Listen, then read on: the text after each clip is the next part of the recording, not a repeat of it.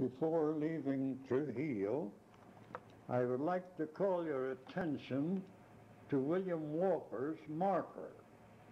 Now, William Walker was a soldier of fortune. He was an American, and he almost conquered all of Central America. Had he done so, then that land would have been part of the United States. But no, he was unable to do so. When he left to Trujillo, there he met his Waterloo. There he was shot. And the marker has been erected in the memory of that man. Of course, the old cemetery is quite a place to visit too. Those who are interested in going back many years, there they'll find some interest. Those who are interested in history. Well now, the time came that we had to leave Trujillo, and we made our way back again in the same way on the railroad to Savannah. That's the place that you cross the river to get the standard train. The train that ran from Trujillo to Savannah went on to Olanchito, as we have already seen. It was called the Trujillo Railroad Company. Then we passed through La Ceiba again, and we're happy to visit Brother Celaya. Then went on to Tela. And of course, as I have said in those days, when we got to La Ceiba, that was a day's journey.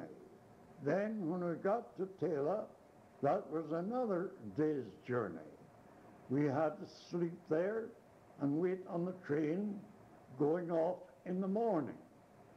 So we did so on this occasion too, of course. And eventually we made our way back to San Pedro Sula, to Mr. and Mrs. Hawkins' place once more.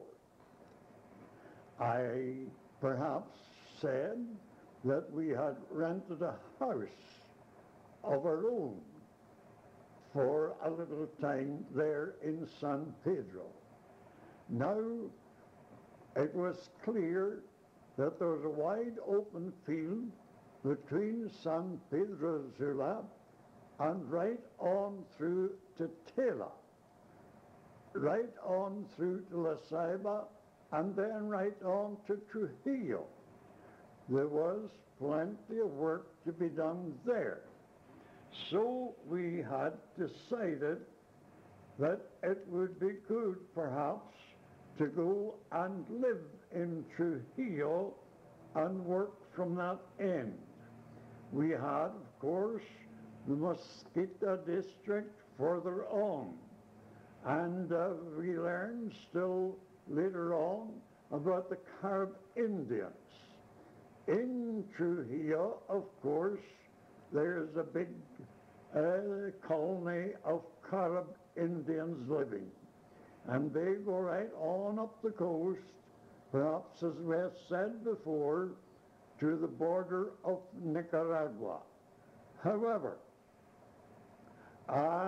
when we got back to San Pedro, we received a letter from a young man and his wife wishing to come down and help us if it were possible. So, of course, we wrote back to him and told him there was lots of work to be done if the Lord had called them to come and join us. We would be very happy indeed. we received a letter back that they were coming. So we waited on them. And eventually they advised us when they would reach Puerto Cortes. They too were coming by boat, of course. That was the only mode of traveling at that time.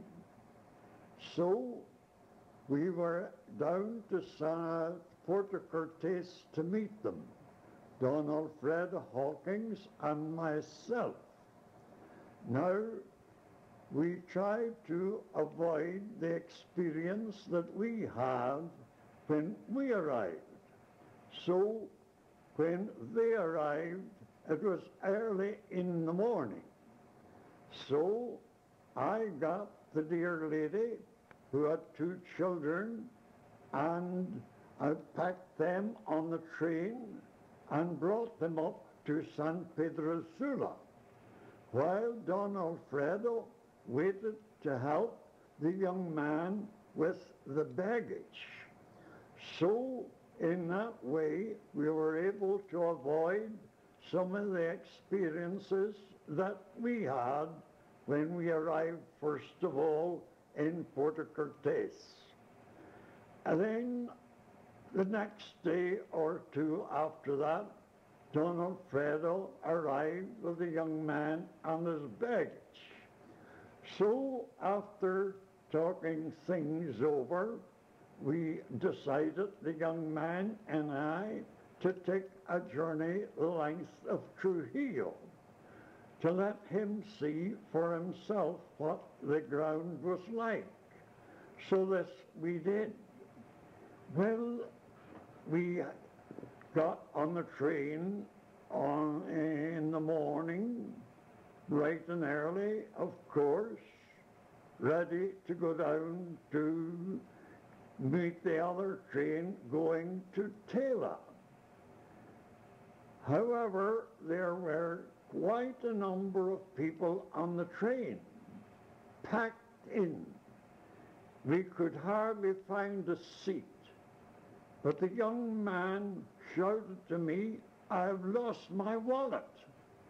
Well, now, I'm not sure whether we had advised him about that or not, but one had to be very careful, or they would lose their wallet, their money, their papers, and everything else. So that's just what happened to him. But I happened to be already in the seat, and I put my head out through the window, and I shouted at the loud of my voice, "Thief, thief, he has got a wallet. He's inside here somewhere. Police, come." Well, of course, that had its effect. So pretty soon a hand went up and said, "Is this the wallet that was lost? I found it lying here." Well, whether he did or did not was another thing. However, there the wallet was, with all the money in it, all the papers in it. So that young man learned a lesson he was never to forget, nor I was not to forget it either. So in the future, we were always alert and having the wallet in a place where a thief would have difficulty at least in finding it. Well, we went on our journey, and as we have given you a description already, we'll just pass on and arrive in Trujillo. So we arrived there and had a look around and decided that's the place for us. So we looked around to see if there were any houses for rent. Well, yes, there were. We found one that we thought would be suitable for the 2 families to live in. So it was between Trujillo and Cristales. Cristales was the village where the Carib Indians lived. It was quite a size. In fact, Cristales was headquarters for the Carib Indians. Now, the Carib Indians are quite an interesting people, and we had them in mind too. So we rented the house and made arrangements so that when we come back in 2 weeks, we could go direct and locate in that house. So soon we returned to San Pedro Sula again. Now, I hadn't told you that we went down to Puerto Cortes along with Brother Hawkins to see about some meetings there. And while we were there, well, a revolution broke out. And we were unable to return again to San Pedro Sula for some time. We had left our wives and family there, my wife and little girl, and this other dear lady with her 2 children. We had left them there in a house that we had rented. Now, there we were, unable to get back to San Pedro Sula. We had to remain there for several days. At last, we got word the revolution was over. The railroad was opened up again, and now we could proceed on our way. Well, when we got to San Pedro Sula, of course we did not know what to expect, as quite a number had been killed, and the rebel party, they had lost, and the government was in control again. So when we went to the house and got to the door, we hardly knew the place. Well, the place was there all right, but there was lots of barricades up.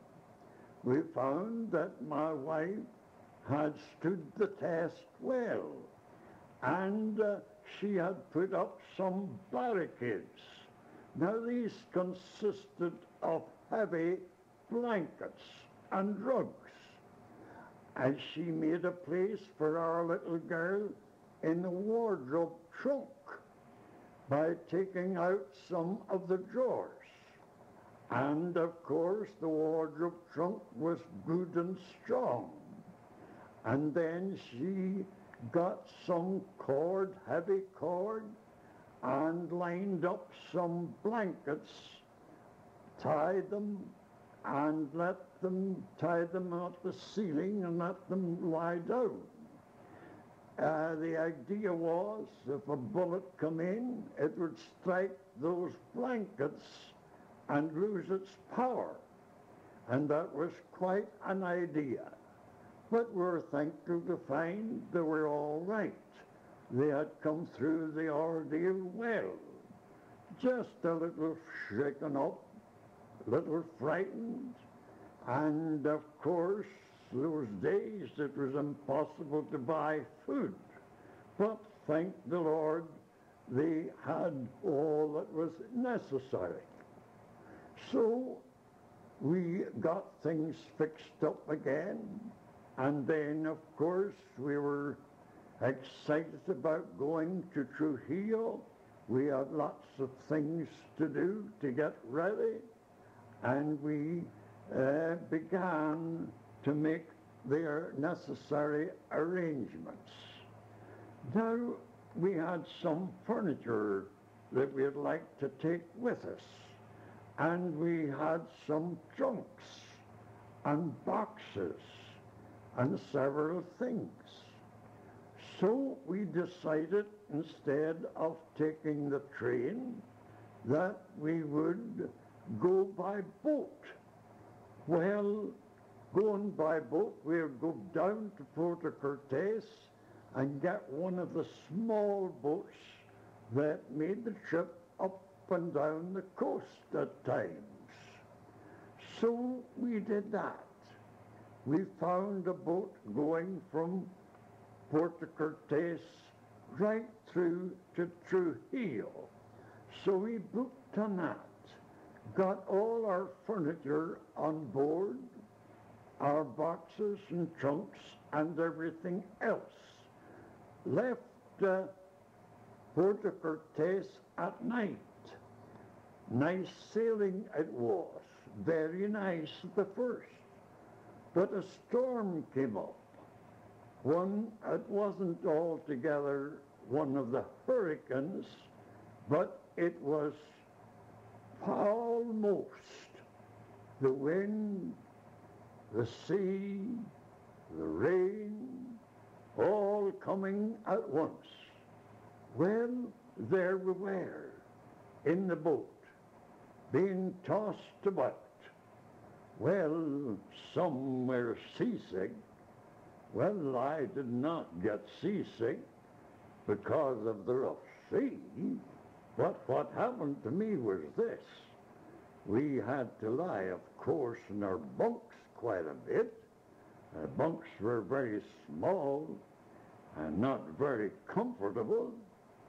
And our little girl was up above on the bunk with me, and she was playing. And what did she do? She just bumped herself down on the top of my stomach. That acted like a pump, and up came, well, what was in it? Not a very good smell, of course, and all over the place. So that's what happened to me. However, we went on our journey, and then when we got near La Ceiba, the captain informed us that he could not go into La Ceiba. He was going to one of the islands off the coast of Honduras. There he was going to stay until the storm was over. How long would that be, we asked him. He couldn't say. And it would probably be over 2 weeks before he could get to Trujillo. But he says, if you like, we'll land you in La Ceiba, and there you can go by train to Trujillo. So that's what we decided to do.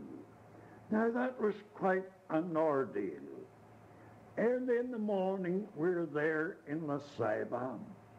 Now, there's no facilities for that small boat to land there.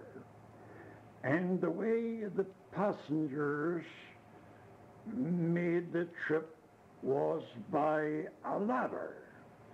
But the ladder, of course, wouldn't stay in place. Well, it wasn't really the ladder, it was the sea that wouldn't stay in place. So sometimes you're way up at the top near the dock, and other times you're way down in the depths, according to the waves. Now then, they explained the procedure to get off the boat. One of those men, the sailors, would get off first. He knew how to do it, so he did. And then he gripped that iron ladder with his hand. And one of the sailors down below was to get one of the children in his hands and throw them up to this dear man. And he was to catch them and then hand them up to someone else further higher. Now I can tell you that was something to see. Yes, well, we got the children up pretty good. Then it came to the lady folks. Wasn't that something to see? I should say it was. What fun, if you would call it fun. I don't think that they did. But what other way was there? There was nothing else to do, so there they caught a hold of my wife, and with strong arms, that dear sailor man just walked up the steps, holding on with his arm, and the dear man at the top got a hold of her. So that was the way that we landed there, each one of us in our turn. We're on solid ground now, but there we were in La Ceiba. And what do you think? There was a revolution on, too. So there we were, like drowned ducks. And I believe the color of our faces had changed to green for some reason. So we were advised where we could find a hotel not so very far away. We had only our hand baggage, of course. Everything else was left in the small boat to go to the islands, and then one day, mañana, perhaps next week or the week after that, they would eventually arrive with the baggage in Trujillo. So we got to a hotel, and were we glad to get there, and something to eat, and something to drink. So there we were, and we didn't know whether or not we'd be able to get any further because of the revolution. We would just have to content ourselves and wait and wait and wait. Well, of course, you begin to get accustomed to waiting, and you learn a little patience, of course, which is very necessary for that part of the world. And we spent the night there, and were informed the next day that the train could take us as far as it went. That is to the river, which you had to cross over in a small boat to get to Savannah. Well, when we arrived there, we got over the river all right, which was quite an ordeal for those who never did it before. And eventually we got up to a place where we could stay. It wasn't exactly a hotel, but they had accommodations anyhow, and they fixed us up. The dear man there was very, very kind to us. And there we were informed that the day before that they had quite a time.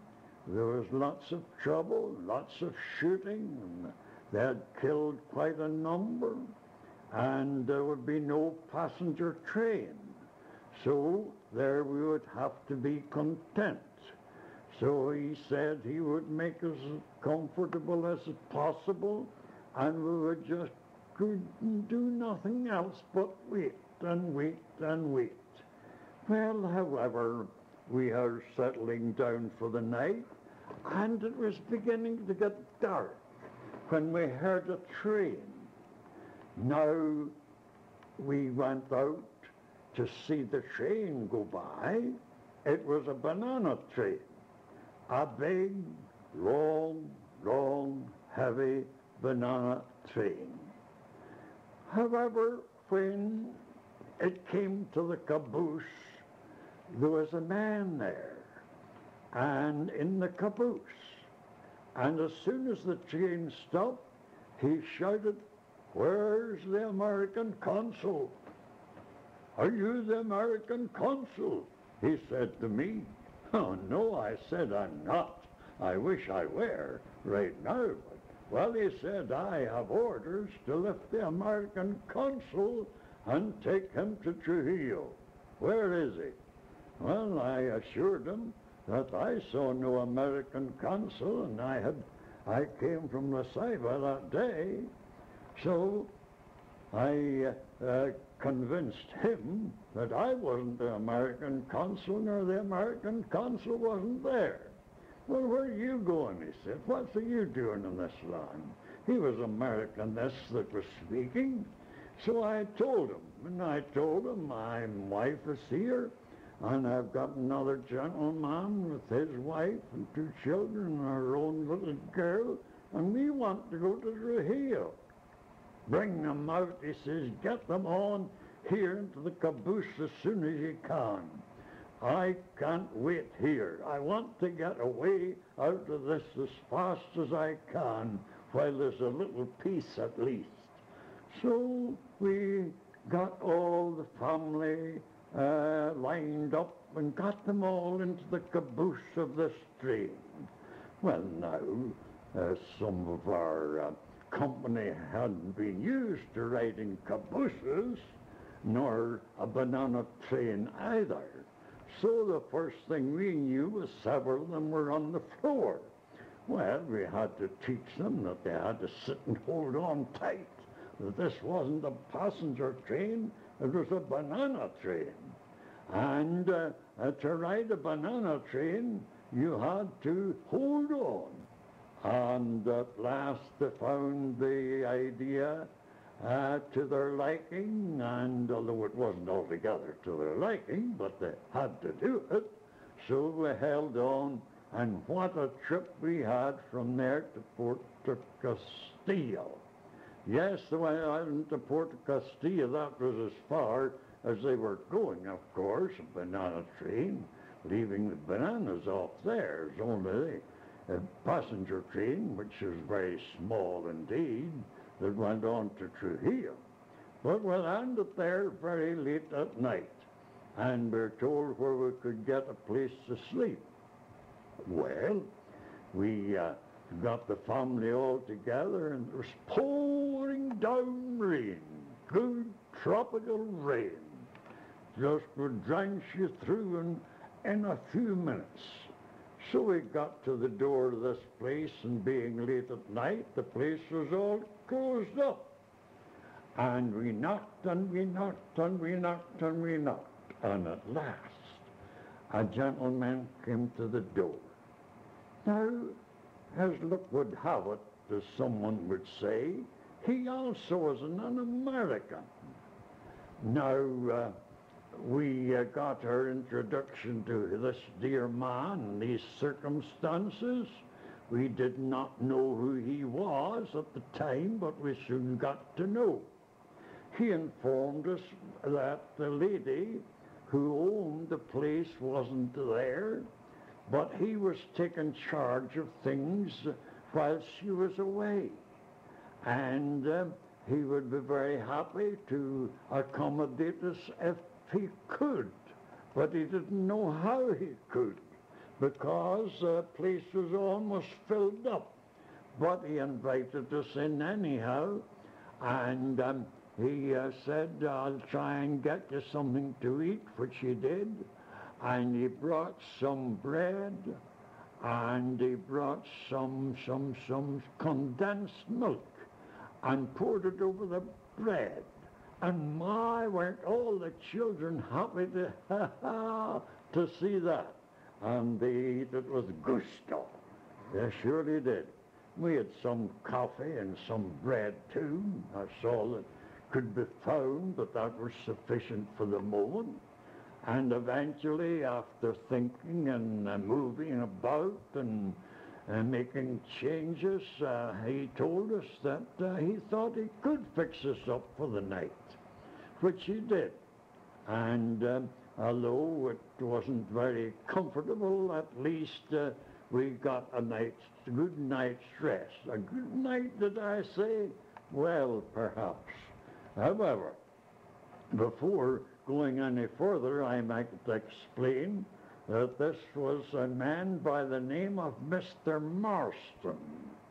Now, I'll tell you about him later on. The story is too long and too interesting to tell you right away. Suffice to say, at the moment, he was convalescent. He was just getting better from being cut up with a machete. And he had indeed almost lost his life. But I'll tell you about that later.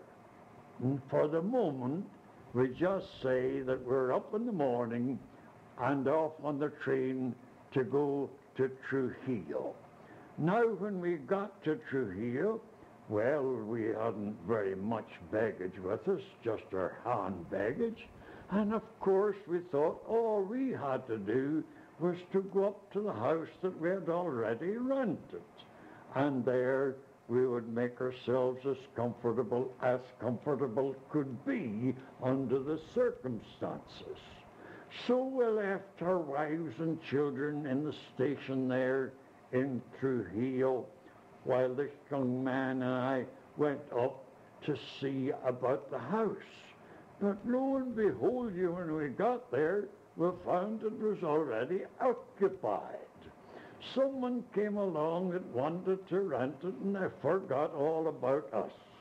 Well, that's the natural thing to do down over there in those countries. First come, first served. So there we were, with no place to go. Where could we find a place?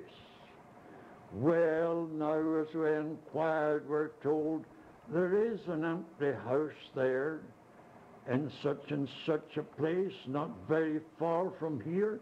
Perhaps if you can find whoever's the owner of that place, you might be able to rent that. Well, after some time we did.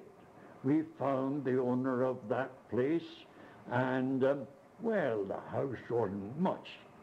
But I can tell you, whenever you're in circumstances as we were, with our wives and children down on the railroad station, waiting on us going back to bring them up to a house that we thought there was, but wasn't.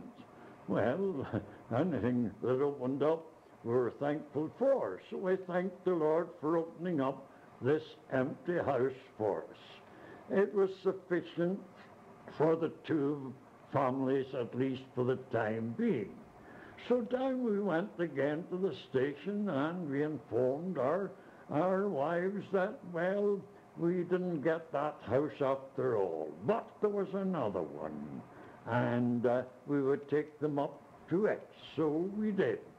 Along with our hand baggage, of course, we had to look for someone to help us with that. We had to walk up quite a hill and go by the jail and go on up and go quite a distance further on up, and then we came to where the house was.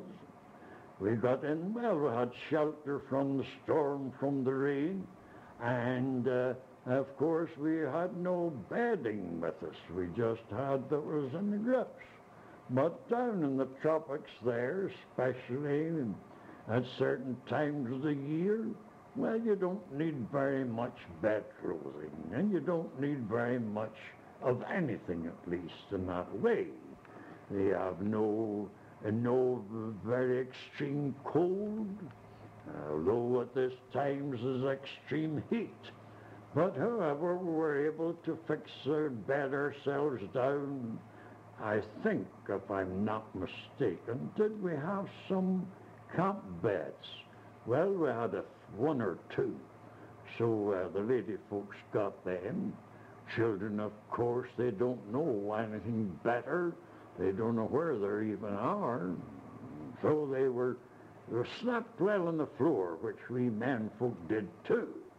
And we tried to see what we could get to eat, and we were all right for that night. We just put ourselves over with anything and everything that we had at our hands, and we found that, well, you didn't need to go hungry there, because they'd come to the door selling tortillas and selling Others meats and things that they made themselves down in Cristales or in Trujillo somewhere. So we were able to get something to stop hunger until the morning. And in the morning, went down and discovered, well, we had to buy pots and pans and a coffee pot and things like that, which we did, and got some provisions and brought them up and made ourselves as comfortable as was possible under the circumstances. And of course, we were waiting on the boat coming. The storm eventually passed by, but no boat.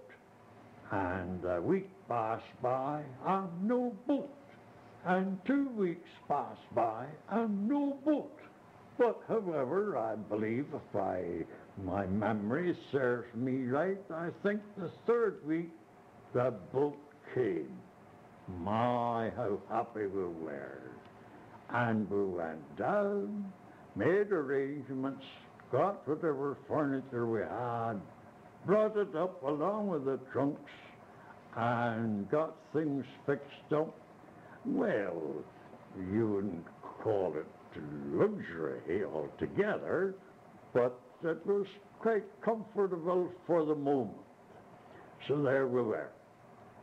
The place wasn't very good, but it was better than nothing. Thank the Lord we had a roof over our head, at least. Well then we heard there was another place to rent right down in the center of Trujillo. And we had heard that, we could get it cheap. Well, we went and investigated and found that that was true. It was a 2-story building, and the bottom place was one of the old buildings of many years gone by, and was pretty strong.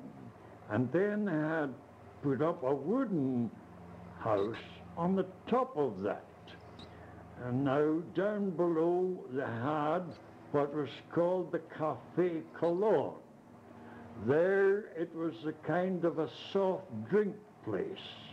You could buy Coca-Colas and drinks like that, and they would make up sandwiches and such things as that, just a light eating place. And above that then, there was a house. And the quarters consisted of one room, a big room in front with a good big door in it. And then you went through that room, you came to another room. And then at the back of that room was a little hallway. If you went to the left, it would take you outside to the back. And if you went straight on, it would take you into the kitchen. Now, the back part of the house was built on a kind of a slope, and there was big long poles underneath was holding the kitchen part of the building up. Then there was a stair up above to take you upstairs, and up there was 1, 2, 3, 4, 5, 6, 7, 8 big rooms. What do you think of that now? And there was a bathroom up there. And we looked at it and saw that there were some possibilities. We decided right away that down below would be a good place to have meetings in, which indeed it proved to be so. And up above there was plenty of room for the 2 families. In fact, we could fix a place up for a second kitchen up there, which we did too, and that was wonderful. But the most wonderful thing was the rent. The rent, well, we could get the whole place for $25. What do you think of that now? $25. Well, Of course, that was cheap. A big place like that with 8 big rooms up above, and down below a big room, 2 big rooms in fact, and the kitchen, as well as the yard down below, which we had part of. However, we soon found out why it was so cheap.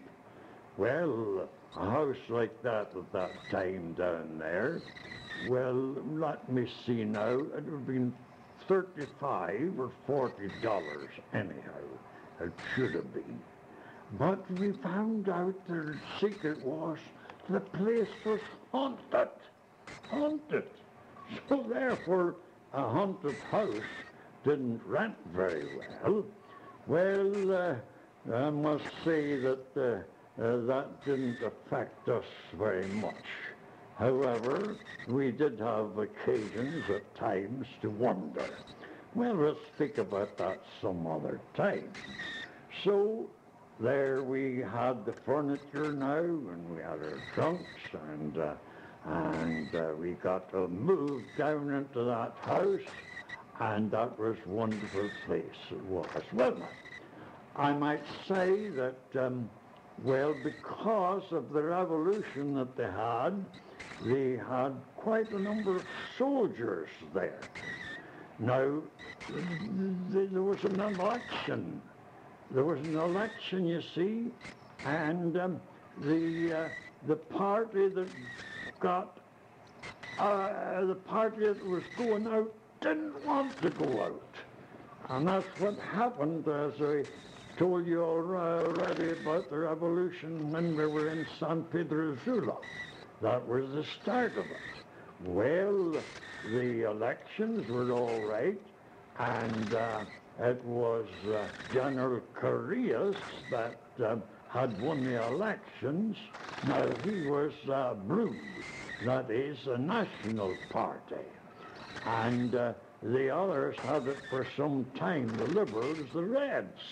They had been in for some time.